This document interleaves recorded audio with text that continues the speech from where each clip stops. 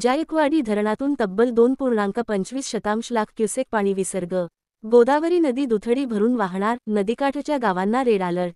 छत्रपती संभाजीनगर, जायकवाडी, नाथसागर धरण पूर्ण क्षमतेने भरल्याने प्रशासनाने धरणाचे सर्व दरवाजे उघडून मागील आठवड्यापेक्षा दुप्पट म्हणजे तब्बल 2.25 लाख क्युसेक पाणी सोडले आहे।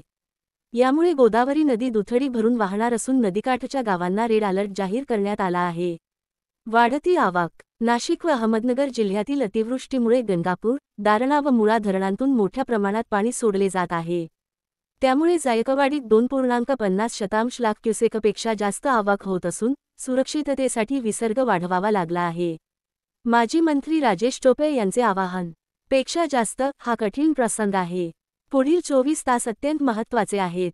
पाण्याचा प्रवाह स्थिर होईपर्यंत नागरिकांनी घर सोडू नये, कोणीही नदीपात्रात प्रवेश करू नये, अफवांना बळी पडू नये, केवळ प्रशासनाच्या सूचनांवर विश्वास ठेवावा। धोक्याचा इशारा, गोदावरी पात्रातील पाणी पातळी अनेक फुटांनी वाढणार। शेती, रस्ते व सखल वस्त्यांमध्ये पाणी शिरण्याची शक्यता। छत्रपती संभाजीनगर, जालना, बीड, परभणी व नांदेड जिल्ह्यातील नदीकाठच्या गावांनी सतर्क राहावे। गोरेढोरे सुरक्षित ठिकाणी नेण्याचेही आवाहन। प्रशासन सज्ज, जिल्हाधिकारी व आपत्ती व्यवस्थापन विभागाने महसूल, पंचायत, कृषी, पोलीस, आरोग्य आदी सर्व शासकीय यंत्रणांना सज्ज राहण्याचे आदेश दिले आहेत। माधव न्यूज महाराष्ट्र संपादक सुरेश पोटे। नमस्कार। अतिवृष्टी आणि खऱ्या अर्थाने जायकवाडी धरणामध्ये खूप आवक वाढत असल्या कारणाने जो एक्झिक्युटिव्ह इंजिनियर श्री पंत यांनी दिलेली माहितीप्रमाणे जवळजवळ जर अशीच परिस्थिती राहिली तर 3 लाखाचं पर्यंत क्युसेक्सनी पाणी सोडण्याची त्या ठिकाणी परिस्थिती निर्माण होतीये।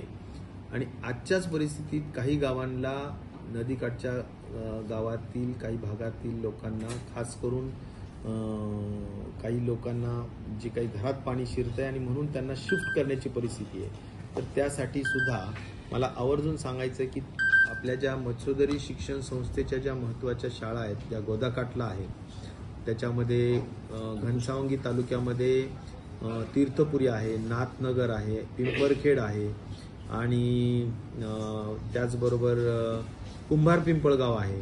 या 4 गावांना गुंज आहे। 5 गावांना आपण जवळजवळ गोदाकाठच्या जे काही बाधित गावं आहेत, लोक आहेत, त्यांना तिकडे शिफ्ट करण्याच्या संदर्भाने कार्यवाही करता येईल असं मी संबंधित भागातील शेतकऱ्यांना, कार्यकर्त्यांना सांगू इच्छितो। आणि अंबड तालुक्यामध्ये सुद्धा अंकुशनगर शाळेमध्ये, गुंगर्डे हदगाव शाळेमध्ये आपण ताबडतोबीनं लोकांना शिफ्ट करू शकता। तर तशी ती व्यवस्था आम्ही केलेली आहे। फक्त माहितीस्तव तुमच्यापर्यंत आम्ही ही संपूर्ण बाब सांगत आहोत। धन्यवाद।